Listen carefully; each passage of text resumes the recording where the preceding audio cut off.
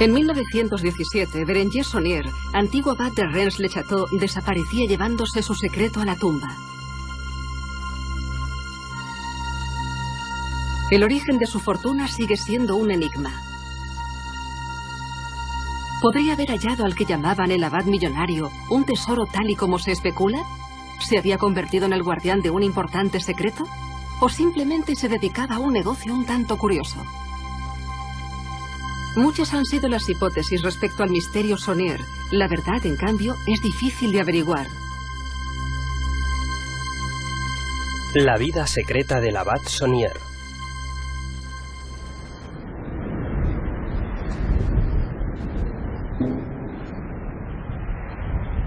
Algunas regiones, más que otras, han mantenido sus misterios. Entre Carcassonne y los primeros contrafuertes de los Pirineos, Racés, una provincia muy antigua, fue el escenario de una serie de anécdotas extrañas. Un pasado hecho de leyendas y relatos misteriosos que alivia la insaciable curiosidad de los cazadores de tesoros y de los amantes de enigmas históricos. Detrás de las altas murallas de la antigua ciudad de Carcassonne se escondía antaño el fabuloso tesoro de los reyes visigodos. Con el fin de escapar al pillaje, fue parcialmente desplazado, según dicen, a España. Algunos afirman que sus más preciados objetos todavía descansan entre los muros de la antigua ciudad.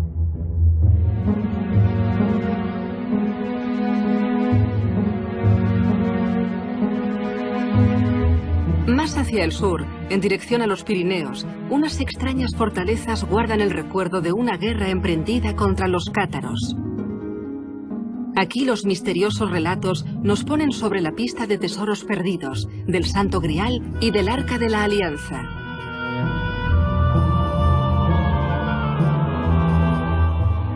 En el corazón de esta tierra de leyendas, paraíso indiscutible para los amantes de lo insólito y verdadero Edén para los cazatesoros, la pequeña aldea de Rennes-le-Château vio cómo su destino fue repentinamente alterado por un asunto muy extraño.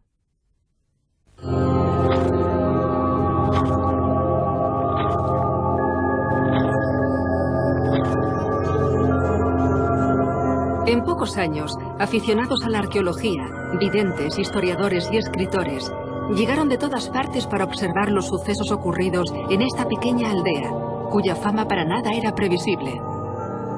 Sin embargo, ¿pudo habernos ocultado el gran libro de la historia algunas de estas páginas?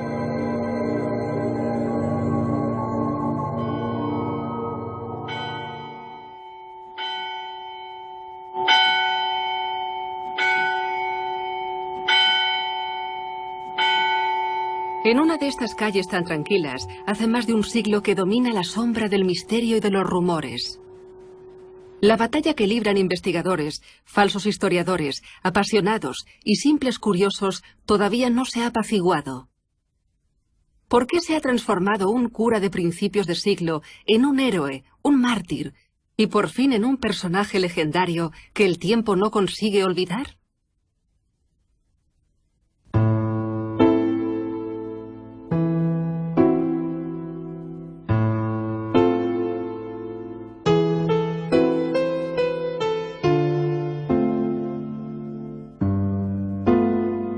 Estamos en 1885.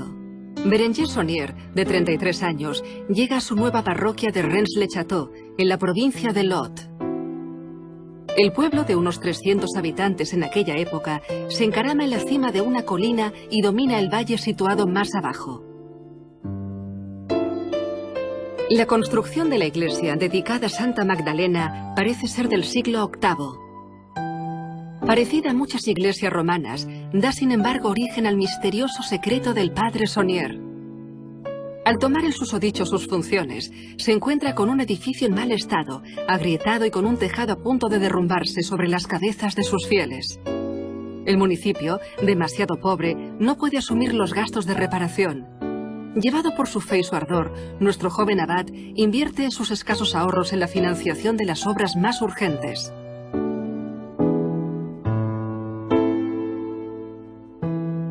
Sus ideas políticas favorables a los monárquicos seducen a la condesa de Chambord, quien le hace una donación de 1000 francos para empezar las obras de restauración.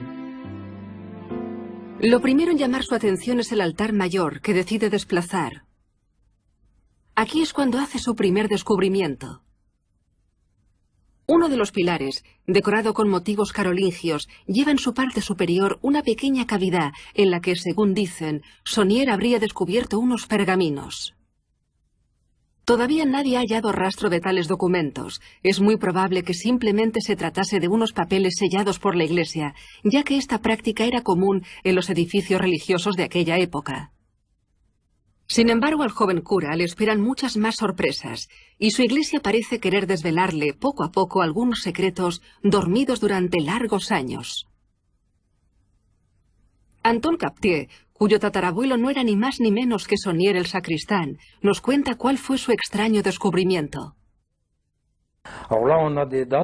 Las fechas en sus cuadernos indican que empezó las investigaciones en 1891, época en la que se sitúa el famoso descubrimiento del frasco del balaustre. Al menos estos son los testimonios de mi familia. Ocurrió mientras mi tatarabuelo limpiaba la iglesia después de que los obreros hubiesen dejado allí los restos de obras. Él levantó un antiguo pilar al pie del campanario y vio algo brillar dentro de una grieta, descubriendo allí un frasco conteniendo un documento que enseguida le entregó al abad Saunier,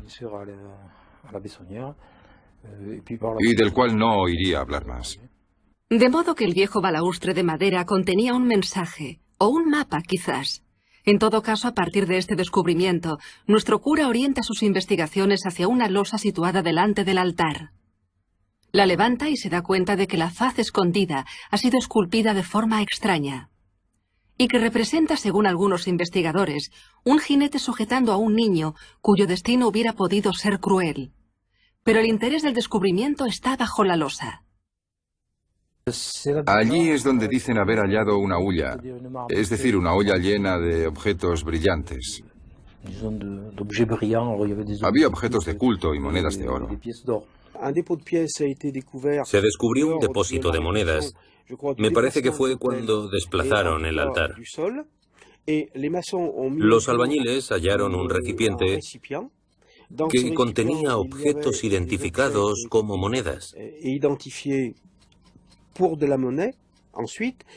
Luego, el cura se sacó rápidamente de encima a los dos albañiles, explicándoles que lo que encontraron solo eran unas medallas bendecidas. Pero ellos se dieron cuenta de que brillaban demasiado por haber estado enterradas tanto tiempo.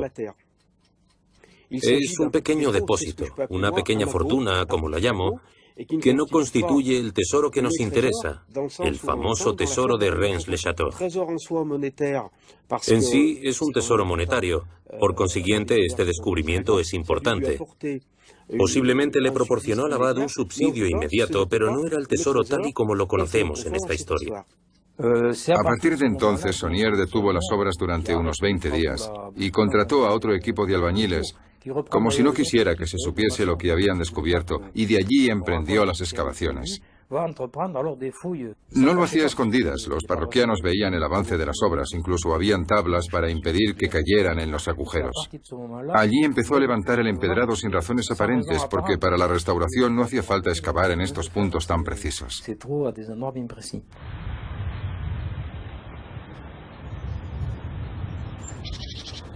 Ya se trate de un depósito de monedas de oro o de documentos importantes, el descubrimiento de la losa de los jinetes parece ser ahora el punto de partida de la verdadera leyenda del abad de Rennes-le-Château.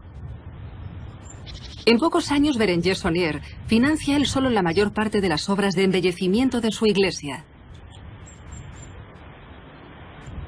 Símbolos escondidos, mensajes con claves, alegorías, señales e inscripciones enigmáticas constituyen para la mayoría de los investigadores lo esencial de la decoración de la iglesia consagrada a María Magdalena.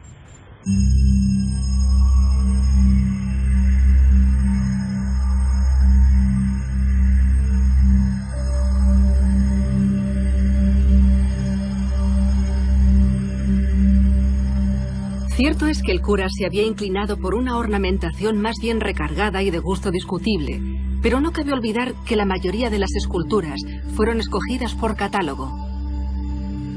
Sin embargo, uno puede cuestionar la presencia de elementos a veces extraños o incongruentes.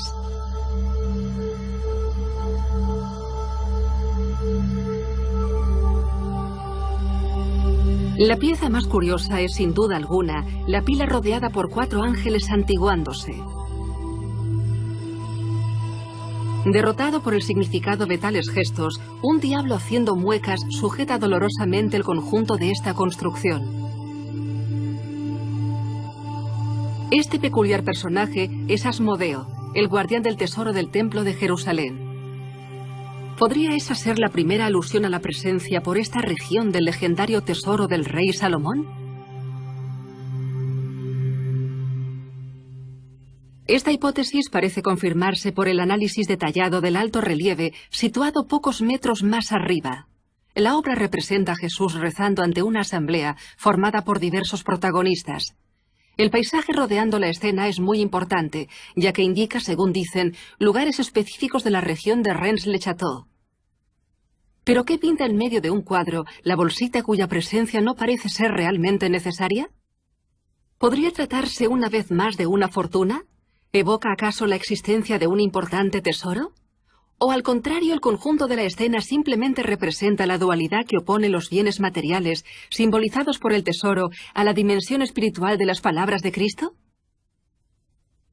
El camino de la cruz, de color subido, atrae también la atención de los investigadores.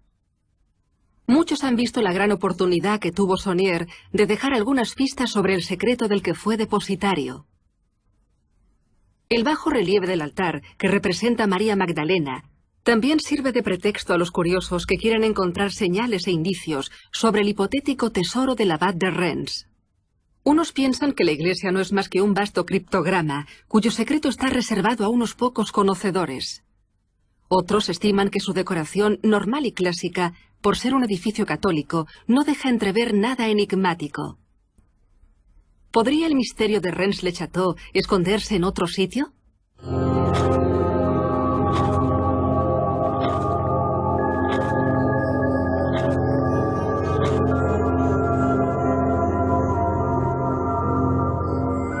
Bérenger Saunier no solo se dedica a la decoración de la iglesia, sino que también emprende la habilitación de la pequeña sala situada entre el edificio religioso y el cementerio, y de nuevo a sus expensas. Después de haber cercado el recinto, emprende la construcción de una cueva que evoca el milagro de Lourdes, además de un impresionante calvario.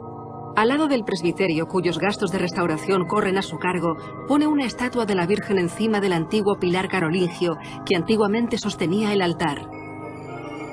De nuevo, las decisiones de Saunier son discutibles, y todo el mundo se pregunta por qué razones lo desplazó, invirtiéndolo, antes de grabar una frase conmemorativa sobre la llegada del obispo de Carcassonne.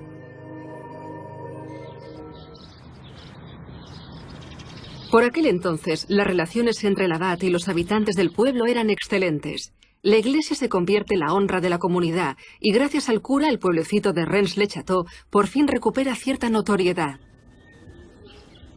Pero los comentarios y los rumores empiezan a manifestarse lentamente. A los habitantes del pueblo no les preocupa especialmente de dónde sale el dinero de las obras. En cambio, las peculiares artimañas del cura alimentan cierta inquietud entre muchos fieles. Las pruebas son irrefutables. Bérenger Saunier efectúa excavaciones en el cementerio por la noche, apartado de las miradas indiscretas.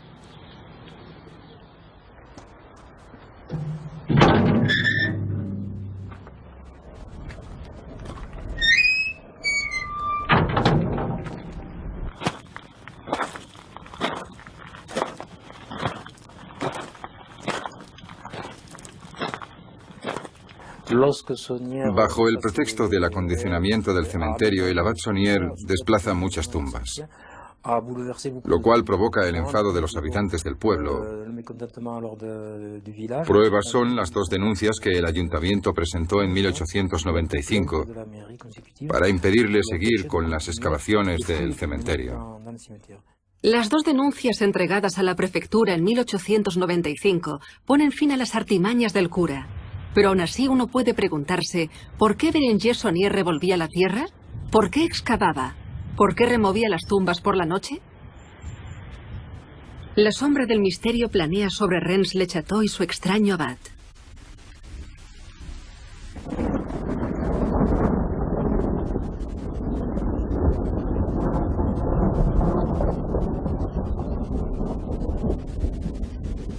Ante las preguntas de su nuevo obispo en cuanto a la procedencia de sus fondos, por lo visto inagotables, el abad de Rennes no duda en precisar que ciertamente la religión le pide a un cura priorizar los intereses espirituales, pero no ignorar los intereses materiales de la vida terrenal.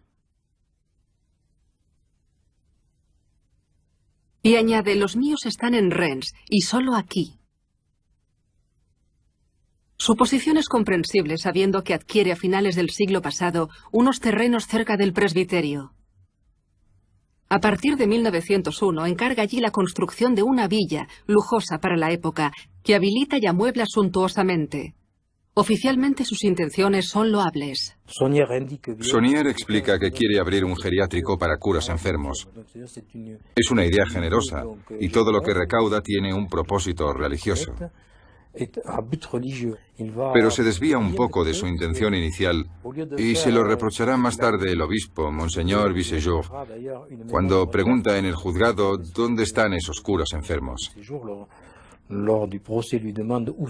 Saunier utiliza esa residencia para hacer recepciones, como quien dice, porque no se trataba de grandes fiestas. Digamos que no era en absoluto el propósito inicial.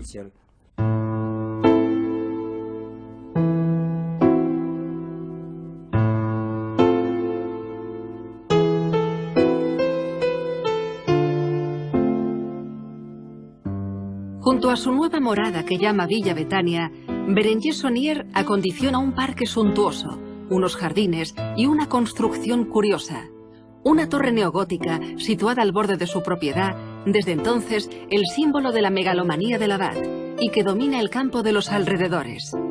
Allí instalará más adelante una biblioteca y un despacho.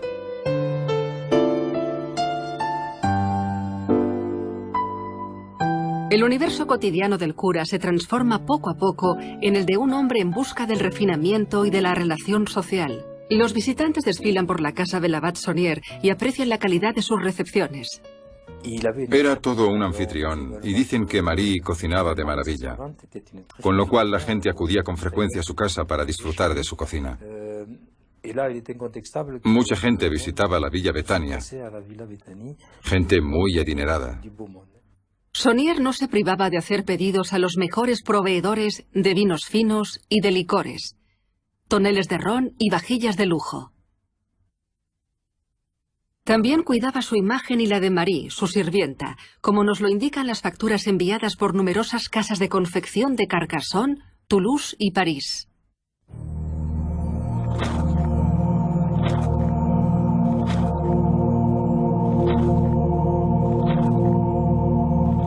El misterio alrededor de Berenguer Saunier consiste hoy en día en saber exactamente cuánto pudo gastar el abad en esta vida juzgada indecente por algunos de sus contemporáneos. Claro está que Saunier ha gastado una fortuna, que se ha calculado en unos 1.000 millones de céntimos de nuestra época. Es mucho dinero para un cura, pero no para el abad millonario, como lo llaman. Si hubiera sido tan rico como muchos dicen, tendría más bienes. Aunque un cura no tenga las mismas necesidades que el más común de los mortales, coches, yates, pero no habría tenido las dificultades financieras que tuvo en algún momento al final de su vida y que nos revelan sus cuentas. Tuvo dificultades. Pero en la primera parte de su vida en Rennes, hasta 1900, es un hombre que contribuyó mucho a la restauración de la iglesia. Y aquí tenemos unas cuentas muy precisas. Todo estaba pagado con créditos.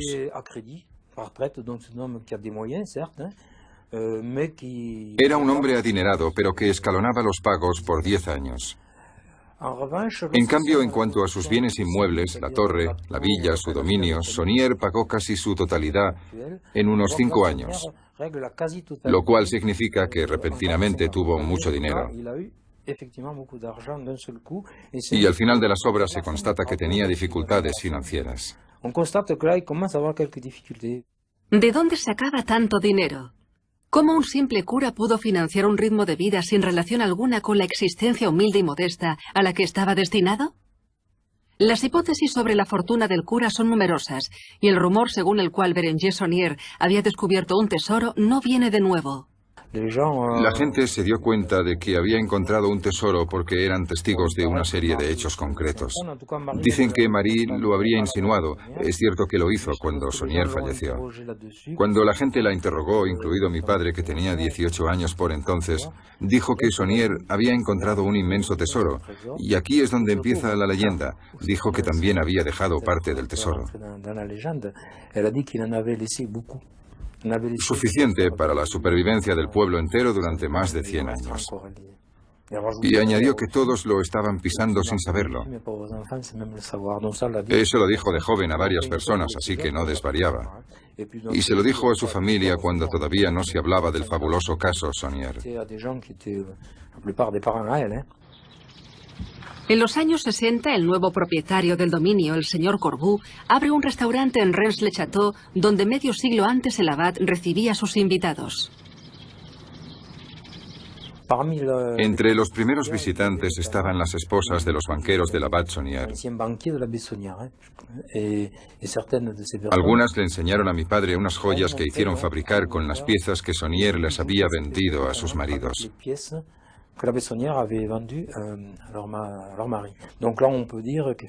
Es cierto decir que se halló oro. Mi suegro ha estimado que estas piezas eran del siglo XIII. Por eso lo describió como un tesoro en homenaje a Castilla. Se mostraron piezas.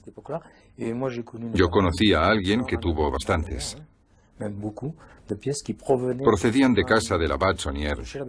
Estaban en una cajita del banco Petit Jean, el banco de Saunier. Complejo personaje, Berenguer Saunier sabía mantener el misterio. Sin dar ningún detalle sobre el origen de su fortuna, alimentaba de forma muy sutil la duda a través de sus acciones y comportamiento. La vida del abad Saunier para mí tenía dos caras. El abad, suficientemente inteligente, supo modelar un personaje ambiguo con dos facetas.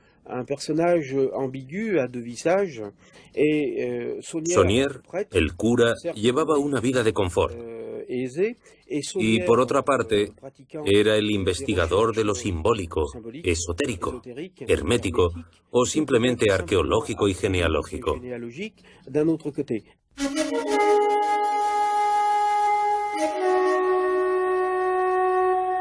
Nadie en aquella época supo realmente cuál era la finalidad de los múltiples paseos que efectuaba el cura hasta entrada la noche. ¿Qué andaba buscando? ¿Por qué siempre en el mismo sitio?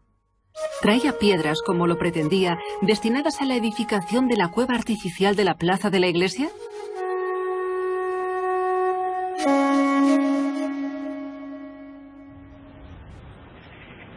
Más extraño todavía, Saunier efectuaba regularmente viajes fuera de la parroquia y siempre con muchas precauciones para no tener que justificarlos.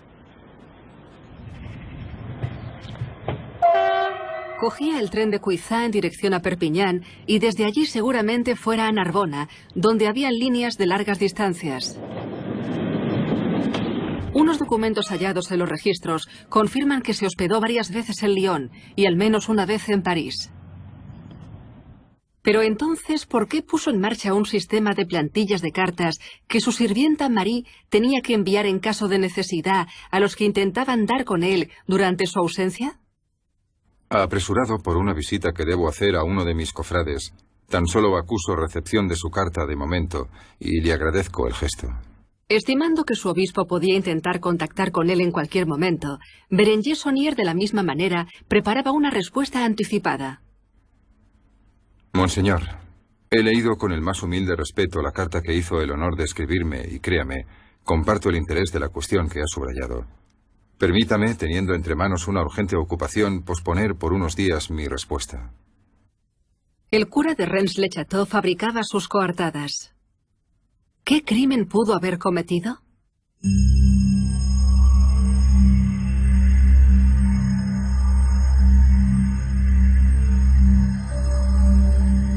De todos los que han conocido al abad, Marie de Narnaud, su sirvienta, sea quizá la única persona que haya sido testigo de sus confidencias.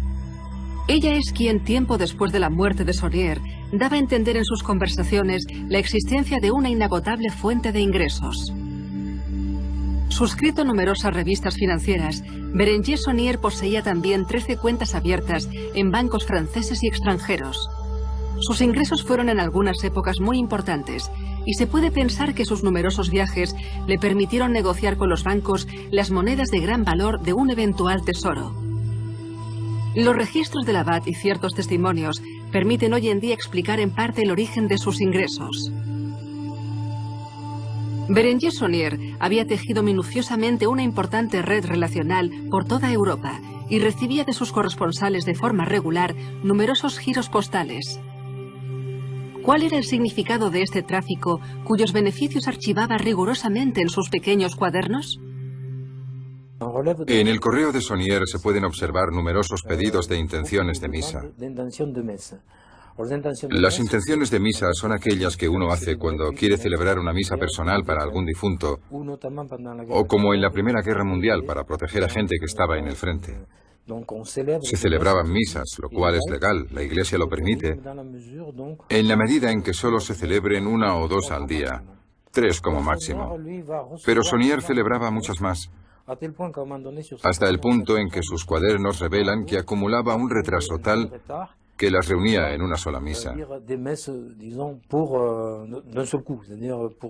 En una sola misa presenta un centenar de intenciones.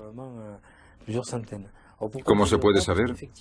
Pues porque cuando la gente le pedía una misa significaba docenas de intenciones, especialmente cuando se trataba de congregaciones religiosas.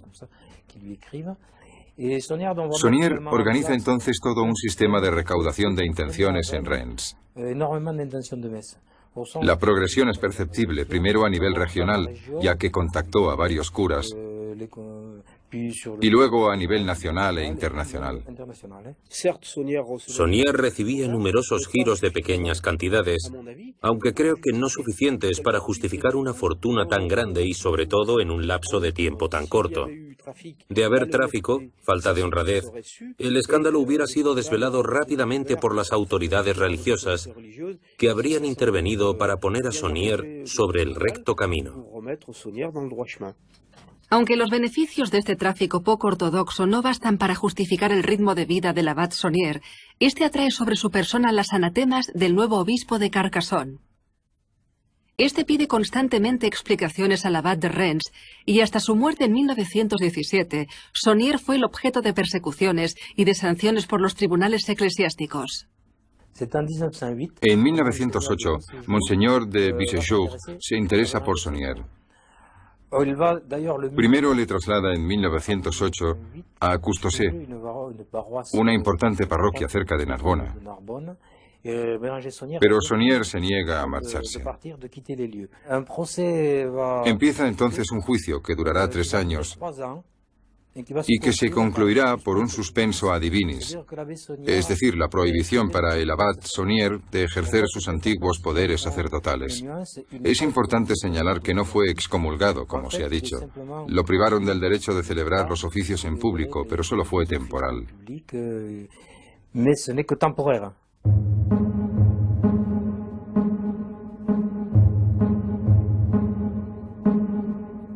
A pesar del tráfico de misas al que Saunier reconocía haberse librado, los rumores sobre tesoros persistían en Reims-le-Château.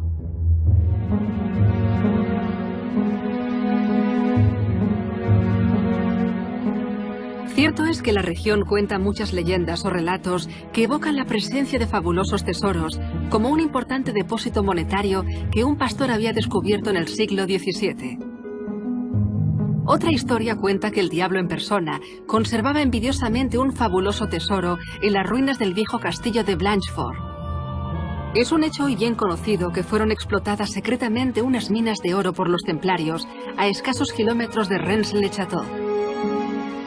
Oro, monedas, lingotes, tantos elementos reunidos para alimentar los rumores más disparatados incluso hoy en día.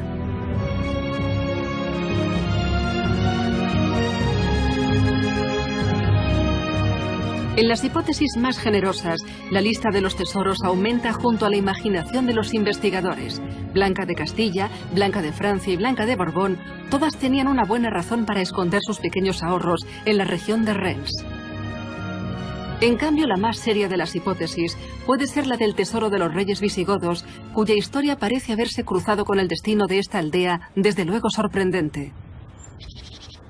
Unos investigadores dicen haber localizado la ciudad perdida de Redé, antigua capital de los reyes visigodos. Para Alain Tsipras, es en Rennes-le-Château donde se instalaron antaño los visigodos y su legendario tesoro. Los visigodos eran conocidos por sus fabulosos tesoros. Sabemos que poseían el Emisurium, un plato de oro macizo de un peso de 24 kilos aproximadamente, y la mesa de esmeralda que se llevaron los árabes de Toledo en el año 711. Y sospechamos que también comprendía el tesoro del rey Salomón, tesoro que se llevó Titus de Jerusalén y que Alarico el Grande había robado a Roma en el año 410. El rey Teodorico era hijo de Alarico el Grande. Yo creo que su mujer Tindigota y su hijo Amalarico se habrían refugiado en Redé con el tesoro, porque este estaba allí donde se encontraba el rey. Con lo cual, por un tiempo, el tesoro de los reyes visigodos estuvo en Redé. No sabemos qué fue de él. Aunque esta hipótesis no sea aceptada por todos los historiadores, una fotografía aérea del pueblo nos proporciona un indicio muy sorprendente. Las ampliaciones de unas fotografías muestran en una porción de la meseta situada en la parte inferior del pueblo las estructuras de una construcción muy antigua. ¿Podría tratarse del mausoleo del emperador Constante, hijo de Constantino el Grande, asesinado al pie de los Pirineos? La reconstrucción de lo que llegó a ser el edificio nos ofrece una hipótesis a priori interesante, pero la ausencia de excavaciones oficiales todavía no nos permite esclarecer el misterio que sigue rodeando la historia secreta de la antigua ciudad de Redé. Si nada nos permite afirmar formalmente la presencia de un tesoro, ¿qué será de los famosos pergaminos que descubrió Saunier en su iglesia? ¿Tendrán alguna relación, como muchos dicen, con la existencia de informaciones históricas de gran importancia? ¿O bien indican, como aseguran otros, un lugar secreto inidentificable gracias a sabios cálculos sobre la sagrada geometría de la región? Trazamos una línea entre este punto y este otro que sobrevuela esta iglesia y dibujamos una estrella en el suelo y así tenemos el emplazamiento del tesoro. Vale, con una carta de Estado Mayor, pero en aquella época no existen ni los aeroplanos ni los helicópteros. No se puede tener cartas de Estado Mayor ya que son exclusividad del ejército. Son escasas y son propiedad del Estado. No hay TSH ni cámara. Uno solo puede ubicarse con la vista, con cadenas de agrimensor. No tiene teodolitos y es imposible que disponga de fotos aéreas o de una carta de Estado Mayor. Así que desmiente 9 de cada 10 estudios. Respecto a los pergaminos, que son la clave de esta historia, se ha precisado que Saunier encontró tantos papeles como documentos. Con eso no me cabe la menor duda de que los haya encontrado en el sitio que se indica.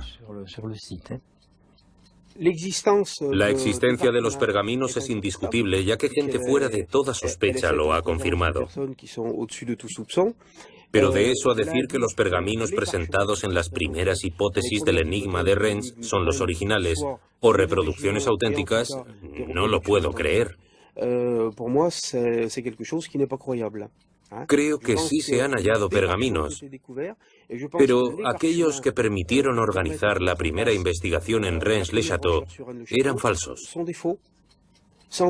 Quizá no falsificaciones graves, hechas a partir de los originales, pero yo creo que es imposible. Si los pergaminos pueden ser falsos, la lápida sepulcral de la marquesa de Hautpoul es sin embargo bien real. Fue extraída entera del cementerio de Rennes-le-Château por Saunier, quien borró minuciosamente las inscripciones que llevaba. ¿Con qué fin? ¿Y por qué empeñarse en hacer desaparecer un epitafio aparentemente anodino? La lápida cubría la tumba de la marquesa de Blanchefort y fue burilada por Saunier por razones inexplicables.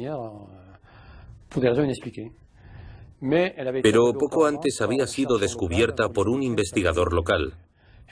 un ingeniero que se llamaba Ernest Cross, y por lo que dicen tenía inscripciones en latín y en griego. Estamos casi seguros del sentido de las inscripciones latinas, pero no de las griegas. En latín se podía leer Redis Regis Kelis Archis, seguido de unas flechas. Así que esta lápida seguramente era un modo de descifrar la localización del tesoro. Formado por dos losas de dimensiones idénticas, la lápida de la marquesa no dejará de librar sus secretos. Descifrar el epitafio, por ejemplo, todavía es un enigma. Las anomalías descubiertas en la escritura no son, claro está, debidas al azar. ¿Este curioso criptograma nos dará algún día la clave del misterio de Rennes-le-Château?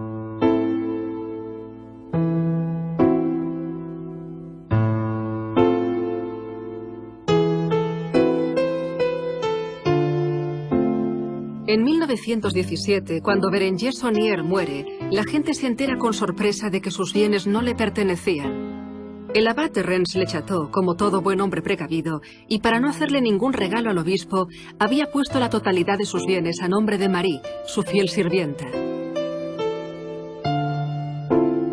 Marie de Narnaud vive hasta 1953, y el dominio del abad es compra vitalicia hasta la Segunda Guerra Mundial por Noël Corbu, industrial originario de Perpiñán. Su hija ha vivido allí durante unos 20 años y conoció a Marie en los últimos años de su vida. La señorita Marie vivió con nosotros hasta el 1953. Murió el 29 de enero y siempre le decía a mi padre que no se preocupara, porque un día tendría más dinero del que podría gastar. Todos pensábamos que en su lecho de muerte quizá habría hecho un voto al abad Saunier y que le diría algo a mi padre. Pero tuvo una congestión cerebral que la dejó en coma durante 8 días y no pudo hablar.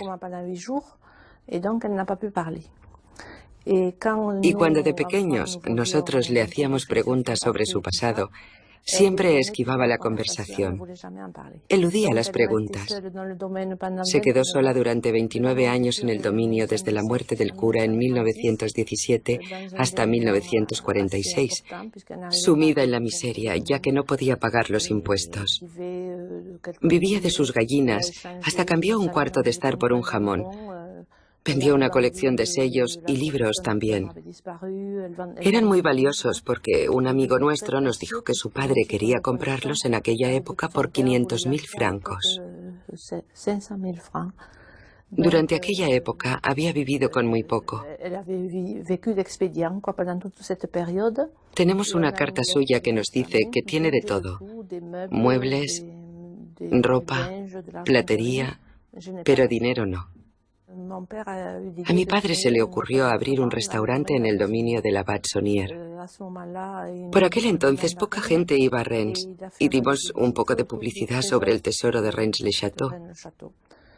Salió en varias revistas en Ici París, por la televisión, y al final fue todo un éxito.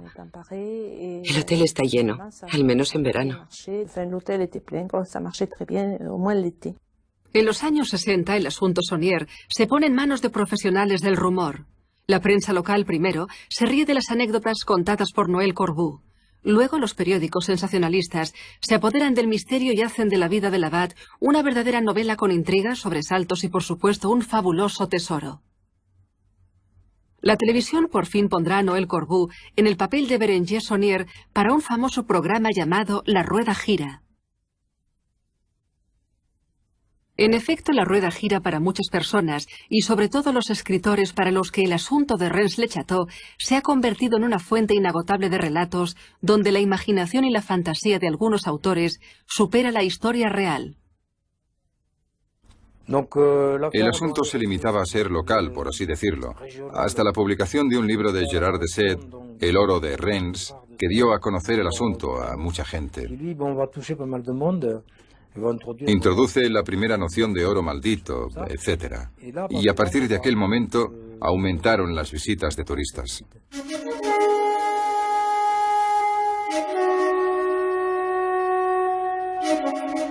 La obra de Sète da lugar a una auténtica explosión mediática que genera más de 200 libros y publicaciones sobre el caso de Rennes-le-Château, y desvela al mundo entero el fabuloso destino del cura de un pueblecito de Lot. El detonador es Saunier. Sin él, no sé si Rennes-le-Château sería tan famoso. La fuerza del abad Saunier es que nos ha enseñado un doble poder. El poder espiritual, porque era cura y decora su iglesia de manera poco católica, lo cual nos hace interrogarnos en el plano espiritual. Y el poder temporal, porque no vive tampoco de manera muy católica por todo lo que llegó a gastar.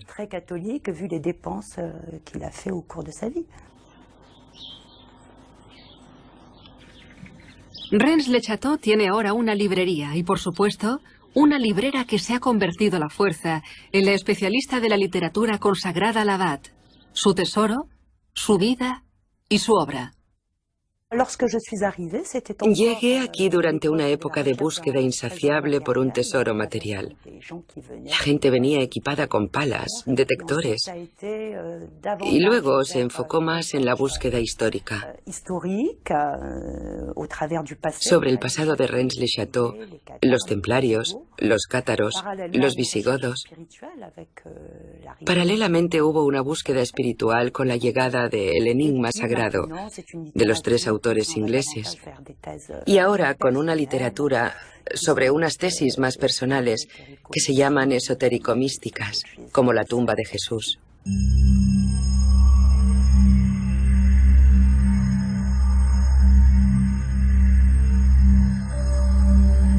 A principios de los años 60, el pueblo se convierte en el destino de los cazatesoros, de los excavadores, de los fisgones y de los curiosos. La gente acude a Rennes con palas, picos y detectores de metal. La búsqueda del tesoro del abad Saunier se convierte en un deporte dominical, lo cual no parece, por razones obvias, gustar a los habitantes del pueblo, cuyo subsuelo se transforma poco a poco en un queso gruyère. Hasta que la municipalidad prohíba todo tipo de excavaciones sobre las tierras comunales. Los primeros visitantes eran investigadores y venían a excavar discretamente, sin molestias.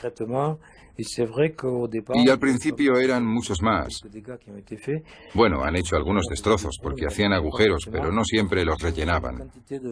Por regla general, las excavaciones eran permitidas en lugares señalados en la entrada del pueblo. La gente convergía hacia la iglesia, por así decirlo.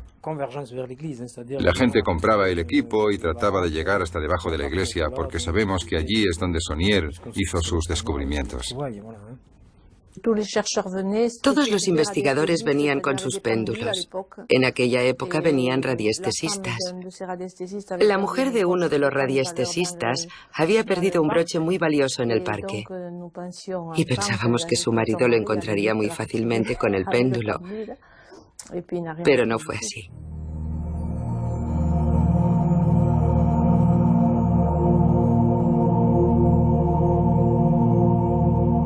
Aunque las excavaciones sobre la vía pública se prohíben, las excavaciones privadas continúan, y a veces los resultados para los investigadores son de gran peculiaridad.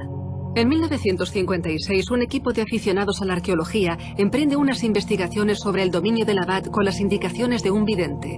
A 1,50 m de allí se encontraron 3 cadáveres recientemente enterrados.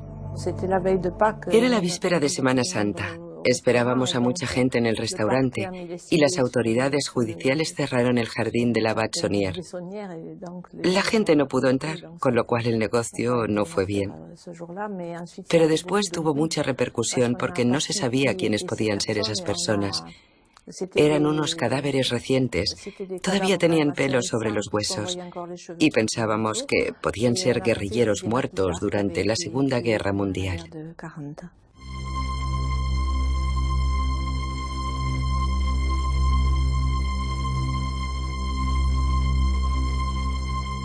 Si el tesoro de Rennes-le-Château no deja de ser un misterio para quienes lo codician, las búsquedas hoy en día siguen en una dirección totalmente distinta. Las hipótesis sobre las que ahora se trabaja giran en torno a las personas cercanas a Saunier, y la gente nos pregunta si el cura actuó solo o si al contrario fue manipulado por otras personas que se habrían quedado en la sombra de esta misteriosa historia.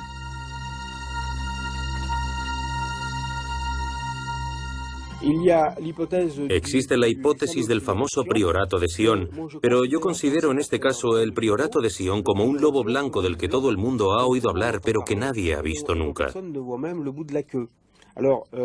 La pista del priorato de Sion no existe para mí. Es una superchería. En cambio, la manipulación de sociedades secretas o más discretas en este asunto parece innegable, porque vemos aparecer y desaparecer a personas que forman parte de sociedades esotéricas simbólicas, secretas o discretas.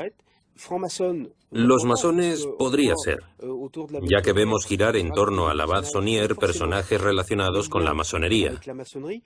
Masones o no, no sabemos si lo divulgaron. Saunier, a pesar de su título de abad, que lógicamente hubiera tenido que llevarlo en una lucha sin piedad contra la masonería, no solo no los afrontaba, sino que los frecuentaba con inteligencia e incluso amistad. Quizá más todavía. ¿Saunier habría sido manipulado? ¿Alguien le entregó dinero para efectuar excavaciones en su iglesia o al contrario para disuadirlo de revelar un importante secreto? La historia quizá nos revele un día quién se escondía detrás de la sombra del cura de Rennes-le-Château. El último mensaje que nos dejó Saunier poco antes de morir fue hallado a principios de los años 90. El caso de Rennes-le-Château tomaba impulso y las investigaciones apuntaban entonces en otra dirección. Esta maqueta es un volumen representando colinas, valles, ríos, calles, muros. Encontramos indicaciones como el de Gólgota, jardín de Getsemaní, tumba de Cristo, tumba de José de Arimatea, y puede que la maqueta solo sea legible o se pueda usar al hacer un negativo, es decir, un molde.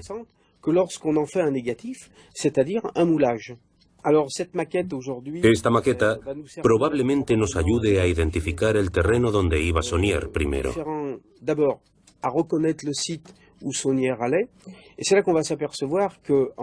Allí vemos que en el primer perímetro de Rennes-le-Château no se ha encontrado nada correspondiente a un descubrimiento mayor.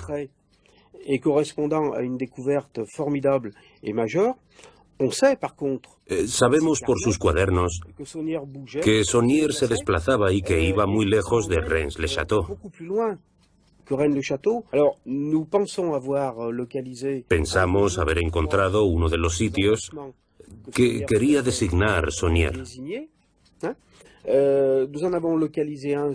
Hemos localizado el terreno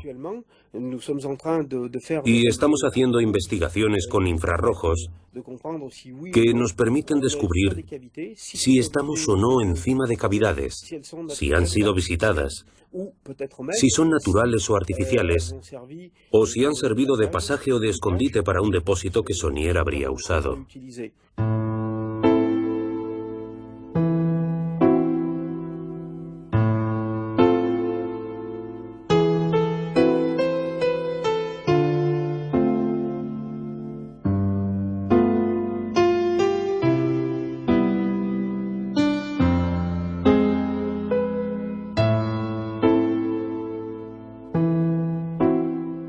Hace más de 20 años que las vueltas que da el caso Saunier alimentan, en general de manera sensacionalista, los rumores y los relatos especulativos. El Arca de la Alianza, la tumba de Cristo, el Grial, los extraterrestres o los servicios secretos figuran en el catálogo de las crónicas legendarias de Rennes-le-Château. Pero olvidamos demasiado rápido que un sueño a veces borra la realidad.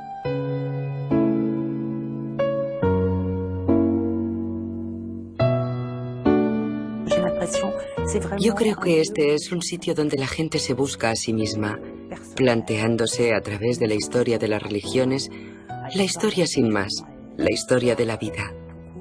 En ese aspecto sí que es un sitio de encuentro. Vemos que se han escrito centenares de obras sobre este tema. Y si recapitulamos los descubrimientos tangibles, en monedas, objetos, documentos registrados hoy, la cantidad es ridícula e irrisoria. Ciertamente no es proporcional a todo lo que se ha hablado y hecho. Rennes-le-Château seguirá siendo la misma.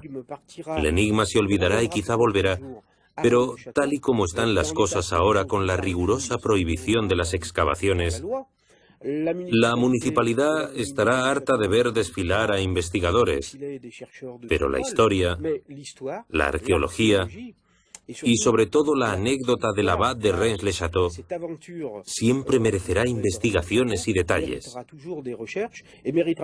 Pero estas investigaciones deben hacerse de forma tangible.